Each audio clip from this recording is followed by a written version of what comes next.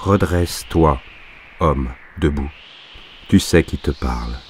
Tout homme, même celui qui n'a jamais reçu ma parole, au milieu des arbres et des bêtes sauvages, au milieu des cités bâties avec science, même celui qui m'a rejeté avant de me connaître, c'est qui je suis quand je lui parle. J'ai envoyé mon souffle sur toute la terre. Par lui, toute vie, dès la graine, dès l'œuf, reconnaît sa nourriture et les lois de son espèce. Par lui, tout homme reconnaît ma voix. Car si la tête est faible, emplie d'orgueil, le cœur est empli de son Dieu. Le semeur est passé à travers les filets des princes du culte, les pièges des prêtres. Ma semence est passée, portée par mon souffle jusque dans les cœurs. Sur mes assemblées, je n'ai établi aucune principauté. C'est le monde qui l'a établie, comme l'envahisseur s'installe sur l'héritage des nations conquises par sa violence, qui leur clôt les oreilles, les yeux, la bouche, pour qu'elles ne m'entendent plus, pour qu'elles ne me voient plus et ne me parlent plus, pour qu'elles le croient mon tenancier, l'envahisseur habile à me faire dire ce que je ne dis pas, à faire vivre les nations comme je ne veux pas. Je ne me suis pas donné de masque, je n'ai pas établi un rang de princes devant moi pour me cacher la face. Ils ont volé mes attributs, ils ont mimé ma puissance, ils ont bâti aux frontières de mon royaume un porche de douane, un péage pour détourner la dîme de charité, délivrer des passeports illusoires, juger en mon nom, couvrir mon peuple de ténèbres et d'effroi. J'ai interdit qu'on s'empare de l'héritage de mon peuple et de son gouvernement que j'ai donné à tous, qu'on détourne vers les chopes du banquier et du marchand la récolte du paysan et le salaire de l'ouvrier, par toutes sortes de séductions et de corruptions. Refuse discussion et compromis. Ma parole ne se divise, ni ne se tait. Que traiterai-je avec les puissances illusoires? Au milieu des chétifs, les moins chétifs, figurent les athlètes. Le moins insensé est le sage au milieu des insensés, mais qu'entre chez eux le fort, l'illuminé. Leurs athlètes et leurs sages découvrent leur honte et crient. Que l'aigle laisse la taupe régner au milieu des siens, qu'il garde le ciel et nous laisse la terre. Que nous importe son cri qui traverse les montagnes, il ne parvient pas au fond de nos tunnels. En vérité, c'est leur faiblesse qui leur fait refuser l'alliance de l'aigle. Mon peuple ne sait plus où je suis, où je ne suis pas. Abat les idoles de l'esprit comme furent abattues les idoles de bois. Plus tu videras ta tête des sciences vaniteuses, sous mon souffle, dans l'éclat de l'esprit, plus tu discerneras mes merveilles. C'est pourquoi j'ai dit, soyez comme les enfants. Le langage des sciences est comme l'obscurité, et je suis la lumière. Il est comme la mort, et je suis la vie. Non pas un homme montre la voie, non pas un autre homme trouve la vie. Mais beaucoup d'hommes se succédant au tombeau montreront la voie. Une multitude dont les os ajoutés dresseraient une montagne trouvera la vie. Partout les pères aiment leurs enfants, les prêtres aussi aiment leurs fidèles. Où est leur mérite? Ne dis pas aux étrangers, joignez-vous à mes assemblées, avec elles je vous aimerai, avec elles je vous conduirai sur les rivages de la vie. Dis-leur, étrangers, je vous aime avant de vous connaître. Avant que des profondeurs vos têtes aient affleuré l'horizon, j'ai dressé la table pour vous restaurer. J'ai ouvert les rangs de ma race pour que vous y preniez place, pour gravir ensemble les hauteurs.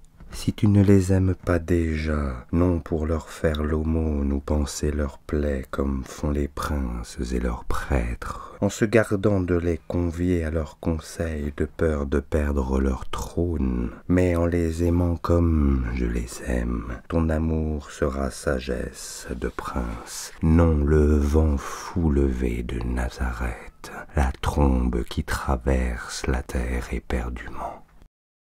Tant que Jérusalem n'aura pas regagné l'air céleste, ne te lasse pas de dire aux riches, aux puissants, aux impudiques et aux prêtres et aux autres qu'ils tirent maintenant abondance de la terre, de l'or, du fer et du feu, du salaire de l'ouvrier, de l'humilité des petits, des faiblesses des pécheurs, et qu'ils ont mis en loi leur rapine, leur injustice et toutes leurs abominations, en alliance qu'ils font habilement sceller par ceux qu'ils dominent pour les corrompre, les tromper, les voler, mais qu'ils connaîtront le châtiment de ceux qui scandalisent parce qu'ils ont inspiré aux faibles qu'ils dominent et dont ils tirent profit de devenir comme leurs dominateurs et leurs spoliateurs. Ils ont engendré une vengeance sans fin.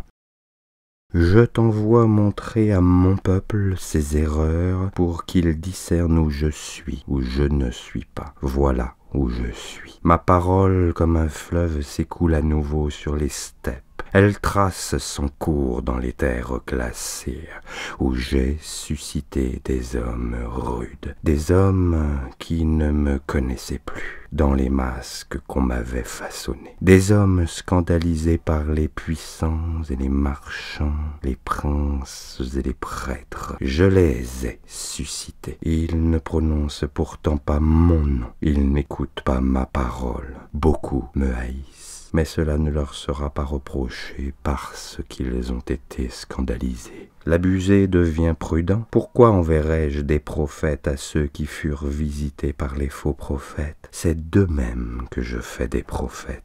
C'est pourquoi je n'ai pas envoyé à ces hommes ma parole dans les livres, mais en secret j'ai conduit leurs pas vers la vérité, qui gisait comme un aigle blessé dans les cœurs de leurs pères et de leurs frères, ployés sous les puissants et les riches. Et ils ont libéré la vérité, et ils ont libéré leurs pères et leurs frères. Et je me cache encore d'eux parce qu'on les avait fatigués de moi. Je souffle en silence dans leur poitrine, car la vérité c'est que le monde doit changer. Je n'ai rien dit d'autre à mes témoins. Tu enseigneras la vérité, tu aimeras mon peuple, tu aideras l'opprimé contre l'oppresseur, le spolié contre le spoliateur. Avec tes frères des steppes, ceux qui ne prononcent pas mon nom, tu établiras l'équité. Mieux vaut qu'elle s'établisse sans mon nom, plutôt qu'en mon nom règne ce que j'ai en horreur. Cela, je l'ai crié sur les hauteurs. Mon appel est enfin entendu par des hommes qui me haïssent. Heureux sont-ils parce qu'ils ont été scandalisés. Heureux sont-ils parce qu'ils ont été dignement pauvres et qu'ils deviendront riches de toute la terre. Heureux sont-ils parce que leurs pères sont morts esclaves et que leurs os sont aujourd'hui consolés. Heureux sont-ils parce que la faim et l'injustice les enserraient et qu'ils vivront justifiés et rassasiés. Heureux sont-ils à cause de leur vertu parce qu'ils connaîtront Dieu. Heureux sont-ils parce qu'ils aiment leurs frères, qu'ils font la paix avec eux. Heureux sont-ils parce qu'ils distribueront entre tous mon héritage. Tu aimeras particulièrement mes heureux parce qu'ils accomplissent ma parole, parce que je ne me souviendrai pas de leur haine, mais je me souviendrai des fautes des princes qui ont terrifié leur père en mon nom. Il est temps que je libère les nations. Dans la nuit, je leur ai fait entendre le délire des puissants, des princes et des riches. Elles ont compris. Je laisse à leurs dominateurs le temps du repentir. Je patiente encore. J'appelle encore les prêtres à la vérité. selon ma promesse, il leur sera laissé la paix, la nourriture et l'abri, celui qui restituera à mon peuple qui sait bien, qui sa piété s'éteindra heureux au milieu des siens. Mais qu'il tarde, qu'il prenne des détours, il subira la violence. Beaucoup seront persécutés, leurs rescapés seront traqués, leurs femmes se prostitueront et leurs enfants seront dépouillés. Qu'ils méditent vite ma parole, ceux qui fixent le prix de la terre, le prix du fer et du feu, le prix de la prière, le salaire de l'ouvrier, l'intérêt de l'argent, qui tirent de mon héritage pour eux seuls des profits. Qu'ils prennent garde avant qu'il soit trop tard, car le temps est venu où ma parole s'accomplit.